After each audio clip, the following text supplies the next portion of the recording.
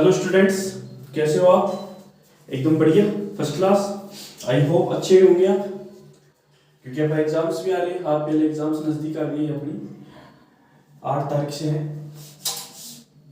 तो अब बात करते हैं अपन नेक्स्ट टॉपिक की, अचालक गोले के कारण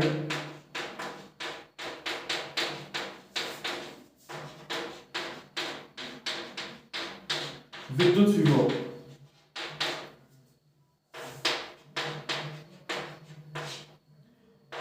अचालक गोले के कारण विद्युत विभव। तो देखो डियर, वो इसके लिए 3 कंडीशन बनेगी। एक small R is greater than capital R, एक small R equal to capital R, और एक small R is less than capital R. मतलब अचालक गोला है, 3 कंडीशंस बनती हैं। गोले के बाहर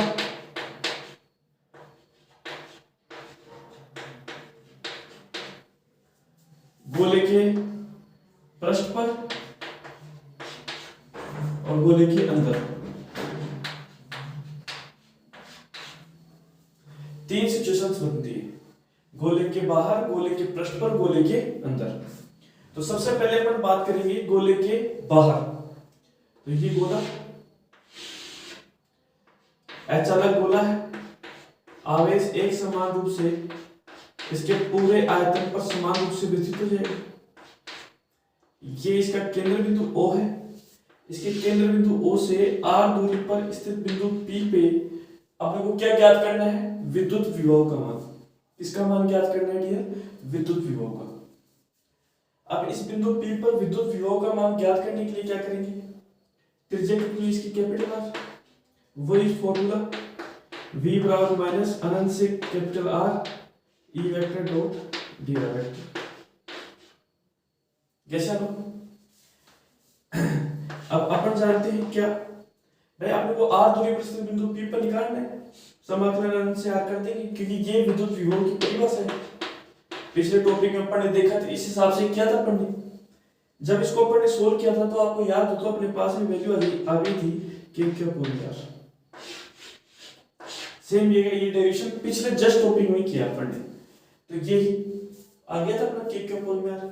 गोले के बाहर, गोले के पृष्ठ में अपन ने, अचालक गोले के अंदर अपन बात करेंगे पृष्ठ के लिए। ये सेंटर पॉइंट O है, कैपिटल R त्रिज्या है इसकी गोले की, और इसके पृष्ठ के ऊपर बिंदु P पर बात करें अपन। तो ये जो दूरी R थी, अब ये बिंदु P जो है, ये इस बिंदु P इस जगह को छोड़कर किस बिंदु पर आ गया है? इस बिंदु P पर। कि अब अपने को ये बताना है कि इस अचालक गोले के कारण इस बिंदु P पर विद्युत विभव कितना होगा इस पॉइंट ऑफ P पर। तो सिंपल सी बात है, स्मॉल r बराबर क्या लगा देंगे? Capital R। पिछले टॉपिक में किया था अपन ने, तो v बराबर k² कैपिटल R। मेरे ख्याल से दोनों डेरिवेशन जस्ट पिछले वाले टॉपिक में थे, बिल्कुल सेम थे। बस अंतर ये है, उसमें आवेश पृष्ठ पे था क्योंकि वो चालक गोला था, ये एक अचालक गोला है, इसमें आवेश पूरे आयतन पर वितरित है इसमें। अब बात आती है अंदर के लिए, सबसे इंपॉर्टेंट बात। अब अंदर के लिए अपन कैसे निकालेंगे वो देखते हैं अपन। अंदर के लिए कैसे निकालेंगे डियर? अब अंदर का फॉर्मेट क्या होगा?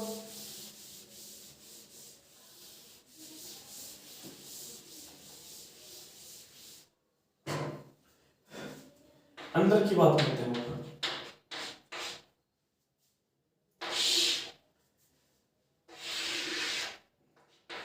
आवेश दे दिया पढ़ने गोले को, एक समान रूप से वितरित हो गया।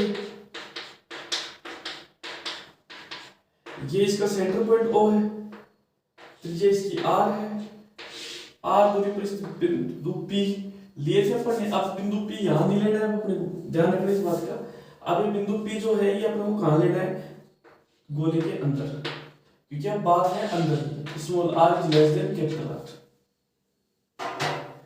अब इस बिंदु P पर अपन कैसे निकालेंगे? अच्छे से समझना डियर।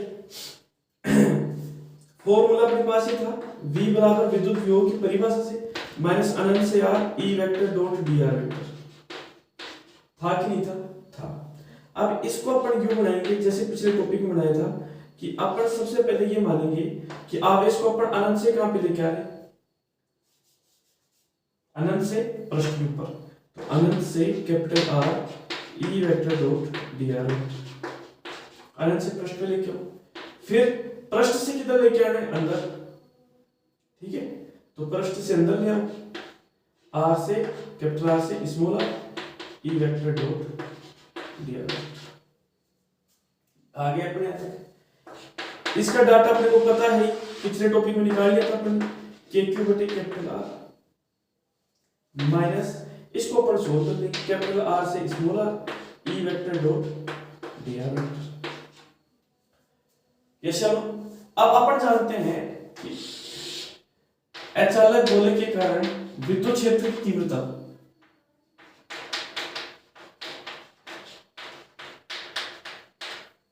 विद्युत क्षेत्र की तीव्रता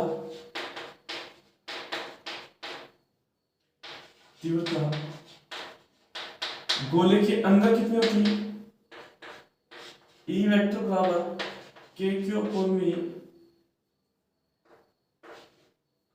के क्यू अपॉन में कैपिटल आर क्यूब इंटू में स्मॉल आर इंटू में आर कैप, स्मॉल आर ध्यान रखना है चीजें, स्मॉल आर इंटू में आर कैप, ये होती है गोले के अंदर, अचालक गोले के अंदर। तो इस विद्युत क्षेत्र की तीव्रता को अपन यहाँ रखेंगे, क्योंकि बात अंदर के लिए हो रही है, तो सिंपल सी बात है, अपन अंदर के लिए रखेंगे। तो विद्युत विभव बराबर क्या हो जाएगा, तो ये डाटा तो हो जाएगा के क्यू अपॉन में आर माइनस कैपिटल आर से स्मॉल आर, ये डाटा रख देंगे के क्यू अपॉन में आर क्यूब आर और R cap dot D R vector, इसको सॉर्ट आउट करेंगे अपन, R cap dot D R vector को सॉल्व कर लेंगे, तो आर कैप का मोड डी आर वेक्टर का मोड और cos of theta, angle theta 0 degree है, 0 पुट अप करेंगे, cos 0 1, आर कैप का मोड कितना होता है 1, डी आर वेक्टर का मोड कितना आ जाएगा डी आर।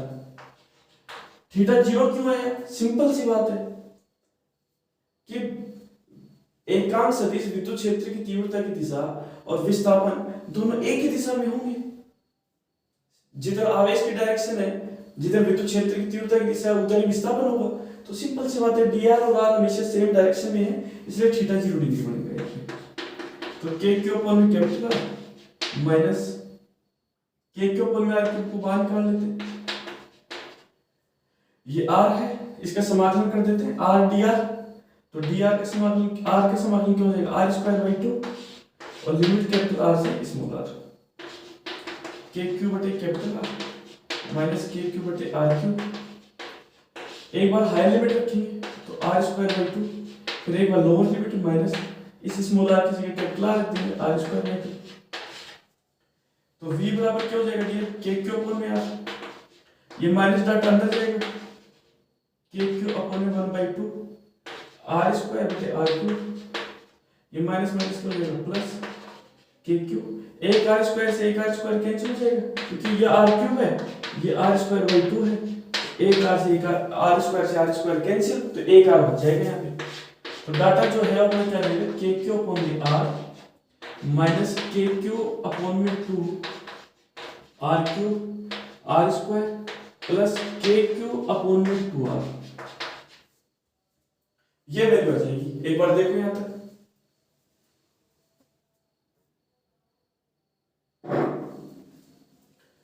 ये डाटा आ गया अपना, अब इसको अपन सोल्व कर लेते हैं।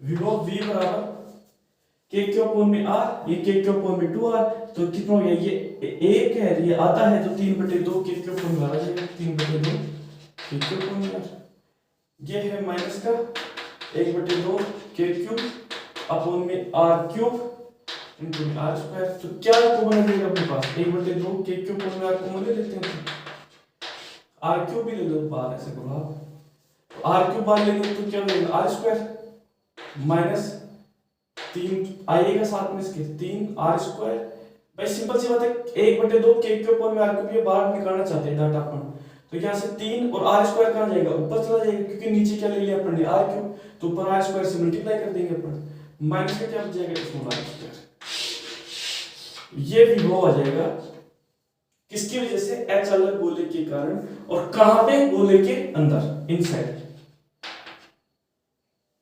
ओके डियर, यस या नो? अब इसको अपन सॉर्ट आउट कर लेते हैं ग्राफियल मेथड से। तो ग्राफियल मेथड क्या कहता है, ये तो है अपन पृष्ठ पे, ये है अपन पृष्ठ के बाहर, और ये है अपन पृष्ठ के अंदर, और ये है अपन सेंटर पे r बराबर 0। तो r बराबर 0 रखेंगे अपन।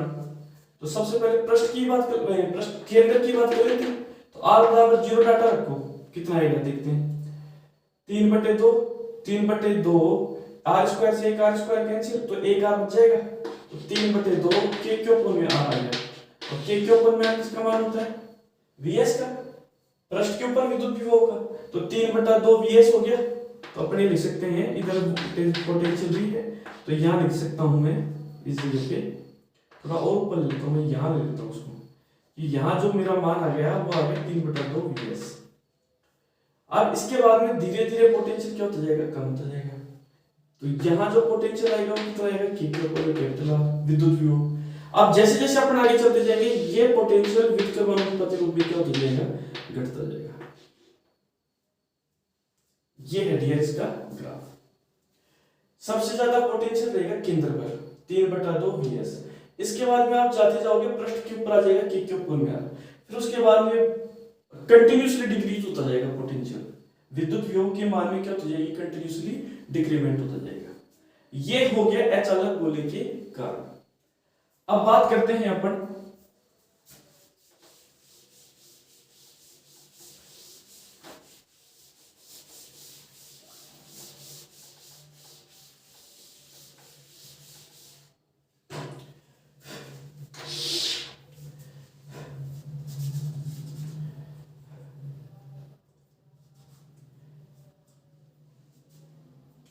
आवेशों के निकाय से संचित विद्युत स्थिति ऊर्जा।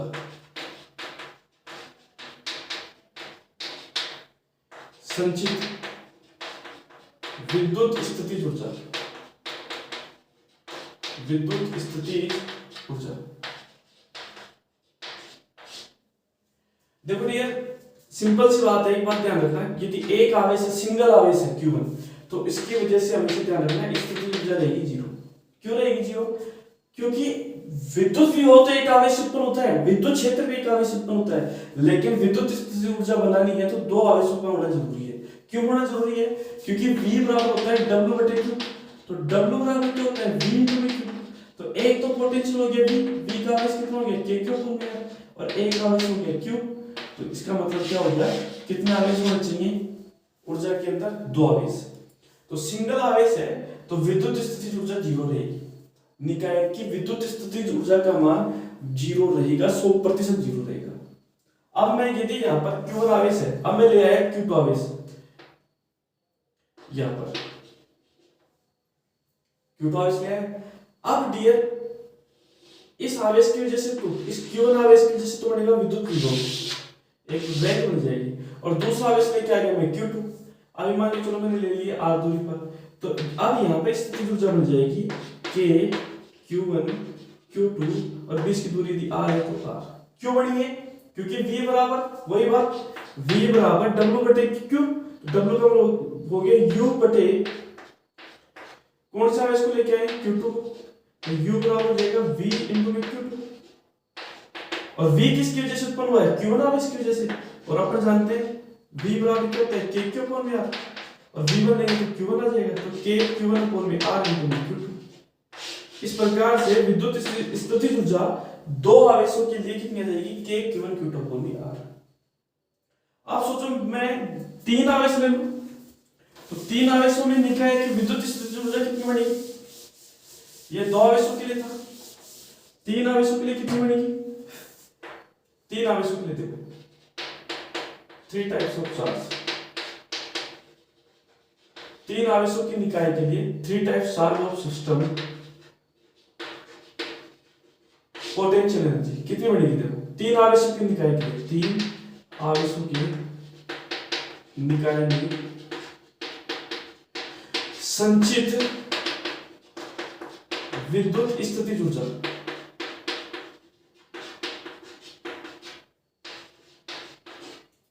देखो कैसे बनेगी। पहले आवेश Q1 हुआ, उठा दिया Q1 आवेश, तो इसकी वजह से सिंपल सी बात है स्थिति ऊर्जा U1 बराबर क्या रहेगी, 0 हो गई 0। अब मैंने उठा दिया, इसको मैं उठा देता हूँ थोड़ा यहाँ से, यहाँ लिख देता हूँ मैं Q1 तो हो गया 0। अब मैं उठा दिया यहाँ पर Q2 आवेश को यहाँ पर आके रख दिया। अब इसके बीच की जो दूरी है वो है R12, ठीक है डियर। अब यहाँ पोटेंशियल एनर्जी कितनी हो जाएगी, सिंपल सी बात है, U2 बराबर मैंने बताया था 2 आवेशों की निकाय के लिए Q1 Q2 अपॉन R1, 2 आवेशों के लिए होगी। अब मैं तीसरा आवेश ले आऊंगा तो चलो यहाँ पे Q3, तो ये जो दूरी है ये तो मैं लिख दिया R23 और ये जो दूरी है ये लिख दिया R13। तो अब क्या बनेगा U3, जब मैं इस आवेश को लेके आया तो अब एक आवेश तो ये हो गया, एक आवेश ये हो गया, मतलब इन दोनों आवेश की वजह से विद्युत विभव उत्पन्न हो गया। Q1 आवेश की वजह से विद्युत विभव V1, Q2 आवेश की वजह से विद्युत विभव V2, और कौन से आवेश को लेके आए अब अपन, Q3 आवेश को, तो U3 हो जाएगा। तो V1 का मान कितना हो गया, K Q1 upon R1, R1 ये तो हो ही गया R13, और V2 के लिए K Q2 अपॉन R23 और इनटू Q3। Q3 आवेश से देखना Q1 की दूरी और यहां से Q2 की Q3 से दूरी, तो U3 बराबर कितना हो जाएगा, K Q1 Q2 अपॉन में R13 और K Q2 Q3 बटे R23। U1 0 जब एक आवेश था, जब एक आवेश और ले आए, 2 आवेशों की उपस्थिति से स्थिति ऊर्जा U2 बराबर ये हो गई। जब तीसरा आवेश लेके आए तो उसकी वजह से स्थिति ऊर्जा ये आ गई, तीसरे आवेश की वजह से। तो सब सारे आवेशों की उपस्थिति से स्थिति ऊर्जा कितनी हो जाएगी, U1 plus U2 plus U3। U की वैल्यू 0 है, U2 की value K Q1 Q2 upon में R12, U3 की डाटा यहाँ रख देंगे, K Q1 Q3 R13 और K Q2 Q3 बटे R13। इस प्रकार से 3 आवेशों की निकाय के लिए स्थिति ऊर्जा आ गई अपने पास। देखो इसको,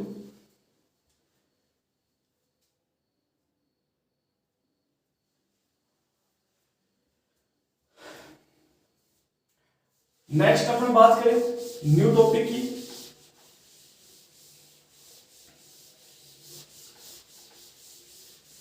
न्यू टॉपिक है कि एक समान विद्युत क्षेत्र में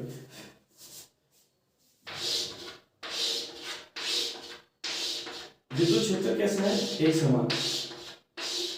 इस एक समान विद्युत क्षेत्र में मैंने विद्युत द्विध्रुव को रख दिया भाई, यहां पे तो रख दिया मैंने माइनस क्यू आवेश और यहां रख दिया मैंने प्लस क्यू आवेश। विद्युत क्षेत्र की दिशा ये है कि एक समान विद्युत क्षेत्र में विद्युत द्विध्रुव को घूर्णन कराने में संचित स्थिति ऊर्जा निकालनी है, और अपने को ये सिद्ध करना है U बराबर P1 minus cos of theta, ये लेके आना है। अभी माइनस क्यू प्लस क्यू विद्युत क्षेत्र की दिशा में है, विद्युत द्विध्रुव बीच की दूरी 2a है इसकी।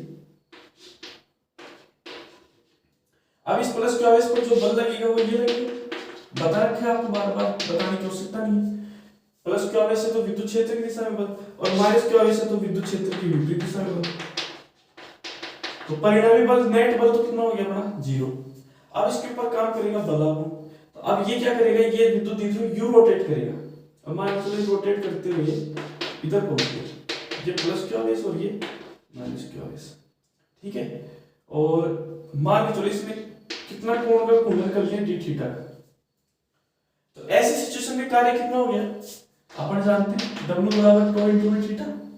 जब बात घूर्णन किया जाए ना डियर, अच्छे तरह सुन लेना बात, जब बात घूर्णन किया जाए तो बल तो बदल जाता है टो में, बलागुण में, और विस्थापन बदल जाता है कोणीय विस्थापन में। उस स्थिति में कार्य आ जाएगा, घूर्णन में बल टो में बदलता है और दूरी बदल जाती है कोणीय विस्थापन में, विस्थापन बदल जाता है कोणीय विस्थापन में। अल्पांश कार्य निकालेंगे तो dw बराबर क्यों लेना, टो इनटू में d थीटा। और अपन जानते हैं कि विद्युत द्विध्रुव की वजह से बल आघूर्ण का मान ये होता है P sin ऑफ थीटा। याद है कि नहीं है, अपन ने निकाला था। ये तो का डाटा अपन यहां रख देंगे। टॉपिक था कि एक समान विद्युत क्षेत्र में विद्युत द्विध्रुव पर आरोपित बल आघूर्ण का मान ज्ञात करो, चैप्टर नंबर 1 के अंदर। तो वहां अपन ने निकाला था टो बराबर क्या होता है P sin ऑफ थीटा, बल आघूर्ण का मान। तो वो डाटा अपन यहां रखेंगे। तो dw बराबर क्या हो जाएगा, P sin थीटा और d थीटा। ये चलो अब मेरे को इस पूरे चक्कर तक घुमाना है इसको, ये थीटा बराबर 0 की स्थिति थी। थीटा बराबर 0 से लेके मेरे को इसको थीटा कोण तक घुमाना है, प्लस क्यू और ये माइनस क्यू। अब ऐसी सिचुएशन में क्या होगा, समाकलन करना ही पड़ेगा। समाकलन में राशि याद करो, T sine of theta d theta, theta बराबर 0 डिग्री से लेके थीटा कोण तक हमने इसको क्या करना है, घुमाना है। कुल कार्य आ जाएगा W बराबर P को बाहर निकाल लेंगे। साइन थीटा का समाकलन क्या होता है, माइनस का कोस ऑफ थीटा और लिमिट 0 से थीटा। यस या नो? तो किया गया कार्य क्या आ जाएगा डियर, W बराबर P माइनस कोस थीटा की जगह थीटा ऐसे कैसे पुट अप कर देंगे, और बीच में चिन्ह माइनस का, फिर माइनस का कोस ऑफ क्या रखेंगे अपन 0 डिग्री। एक बार उच्चतम सीमा फिर माइनस निम्नतम सीमा। तो W बराबर क्या हो गया, PE minus minus plus cos 0 का मान कितना होता है, 1। एक इस वाले डाटा को तो मैंने लिख दिया पहले, ये बीच में चिन्ह माइनस का और कोस ऑफ थीटा। इस प्रकार से क्या गया अपना किया गया कार्य। यह किया गया कार्य ही किसके रूप में संचित होता है, स्थितिज ऊर्जा के रूप में। W बराबर P1 minus cos of theta. यह किया गया कार्य ही किसके रूप में संचित होता है, स्थितिज ऊर्जा के रूप में। सोचिए आपसे एक बात ये भी पूछे कि इसको थीटा 1 से थीटा 2 कोण घुमाए, तो ऐसी सिचुएशन में कार्य कितना होगा, यह स्थितिज ऊर्जा कितनी होगी, तो U बराबर P थीटा 1 से थीटा 2, तो cos theta 1 minus cos of theta 2। ये ध्यान रखना, पहले थीटा 1 से थीटा 2 घुमा रहे तो पहले थीटा 1 आएगा फिर थीटा 2 आएगा, उल्टा मत लिख देना इसमें। यस या नो? इस बात का भी सही ध्यान रखना। तो ये कहलाती है इसकी स्थितिज ऊर्जा। अब चाहे आप कोण कितने भी रखते जाओ, थीटा 1 0 डिग्री रख लो, थीटा 2 90 डिग्री रख लो, 0 से 90 घुमा रहे हो तो रख दो, 45 से 90 घुमा रहे हो तो रख दो। तो जो जिस एंगल पे आप घुमाना चाहते हो उस एंगल का आप डाटा रख सकते हो इस समीकरण में। और ऐसी सिचुएशन में अपन विद्युत स्थितिज ऊर्जा का मान क्या कर सकते हैं, अपन ज्ञात कर सकते हैं।